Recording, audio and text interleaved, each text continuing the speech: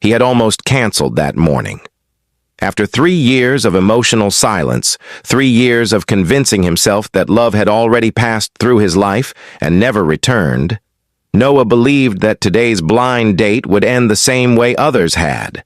Small talk, forced smiles, and 2 people walking away with nothing to remember. But when he stepped into the quiet cafe in downtown Columbus, Ohio, and saw her sitting there, everything shifted. There was something different, something fragile yet courageous about the woman waiting at the corner table.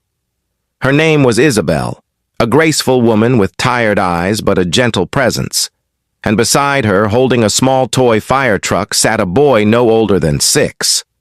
Noah stopped mid-step, confused, uncertain. He had not been told there would be a child.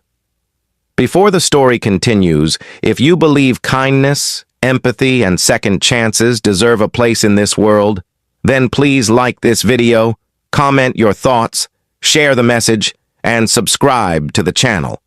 Your support helps bring forward more stories that remind people of hope. Noah slowly approached them. Isabel stood halfway to greet him, almost apologizing through her posture before any words could form. The boy, Owen, peeked up with curious eyes. Noah sat across from them, trying to understand the moment. Blind dates were already unpredictable, but this was different. He sensed that Isabel was bracing for rejection, maybe because most men would have walked away as soon as they realized the date came with something more than casual commitment. Noah wasn't sure why, but instead of stepping back, he leaned in and stayed. Their first moments were awkward, yet warm. Isabel revealed the truth without hesitation. She was a single mother, raising Owen alone since his father walked away 4 years earlier. She didn't explain much more than that. Noah didn't ask. He simply watched how she gently placed the child's snack on the table, how she helped him zip his jacket, how her hand rested protectively near him at all times. There was love in that motherhood, the kind of love that reshapes a person. Noah also carried his own scars, though he said nothing about them. After losing his younger sister Meredith in a car accident, love became distant. He stopped opening his heart.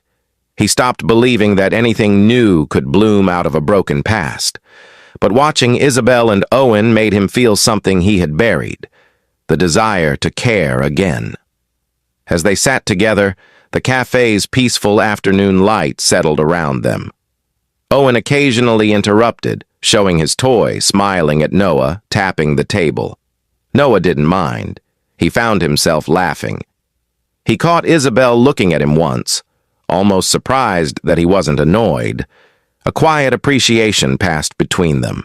For the next few weeks, they met again and again. Sometimes Isabel came alone, trying to give Noah space, but Noah noticed how her eyes would search the room for her son, as if part of her was missing when he wasn't there. So he began asking, "Bring him too." And she did. They went to small diners, parks, bookstores. Noah carried Owen on his shoulders. Owen giggled, loud, uninhibited, joyful. Isabel watched, stunned by how natural Noah was with him. Something began to change, not all at once but gradually, like frost melting beneath the early spring sun. But life does not unfold without resistance. Isabel struggled with self-worth. She still feared she was too much for any man. Too much responsibility, too much history. One evening she confessed that she almost didn't show up on the first date because she felt unfair showing up with her child.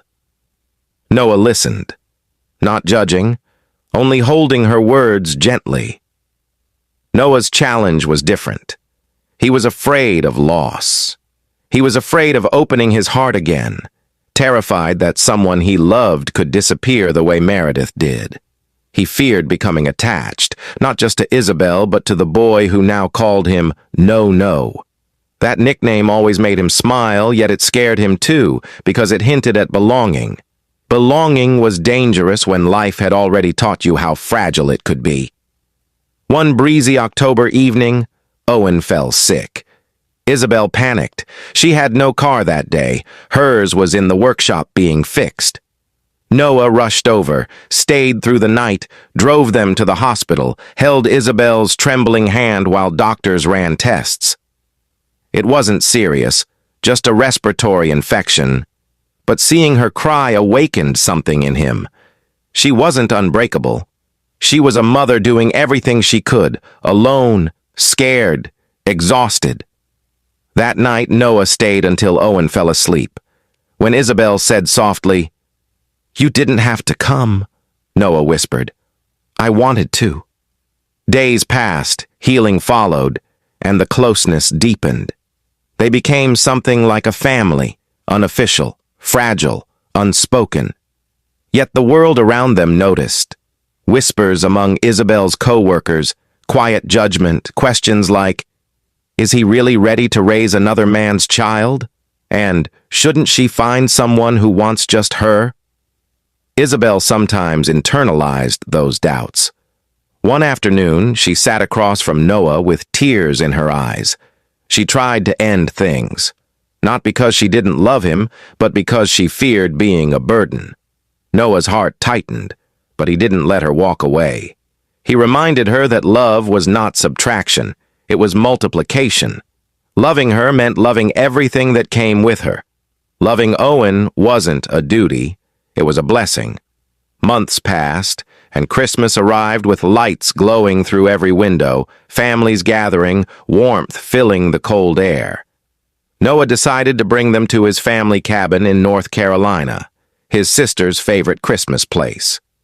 They decorated the living room. Owen scattered glitter everywhere. Isabel sat beside the fireplace, quieter than usual, watching Noah teach Owen how to hang ornaments. Her heart was overflowing, yet trembling, afraid to imagine a life that might disappear. When they finished decorating, Owen came to Noah holding a small picture he had drawn, a stick figure woman, a stick figure man, and a small kid between them. Above the three figures he scribbled one word, us. Noah stared at it, frozen, moved in a way he hadn't expected. Isabel realized what was happening, tears forming. The boy wasn't asking for a father. He was claiming a connection that already existed. Noah kneeled, hugged him, and whispered something Isabel could not hear, but she knew it mattered. Later that night, snow began to fall, silent and graceful. Noah stepped outside with Isabel, letting the cold air kiss their faces. He did not propose in grand gestures. He did not rehearse words. He simply told her that life gave him one more chance to build something meaningful, and that he wanted to take it. He told her that love wasn't always loud. Sometimes it was steady. Sometimes it was simply staying when someone needed you most. They stood beneath winter skies, holding hands, breath visible in the air, lights glowing behind them where the child slept, trusting. Before this story reaches its ending, if this journey touched your heart, please like the video, subscribe to the channel, and share it with someone who believes love can heal what life once broke. Their love didn't solve everything. Struggles still came. Financial setbacks, long work shifts, parenting frustrations, insecurities resurfacing. But through all of it, Noah never walked away. Isabel learned to trust again. Owen grew surrounded by warmth he never expected. In time, their living room displayed framed drawings. Laughter returned to corners once quiet, and three hearts that once lived with fear discovered that love will often show up in unexpected forms, as a woman brave enough to bring her child on a blind date, as a little boy holding a fire truck, and as a man who refused to leave. Before you go, comment below. Would you have stayed just like Noah did?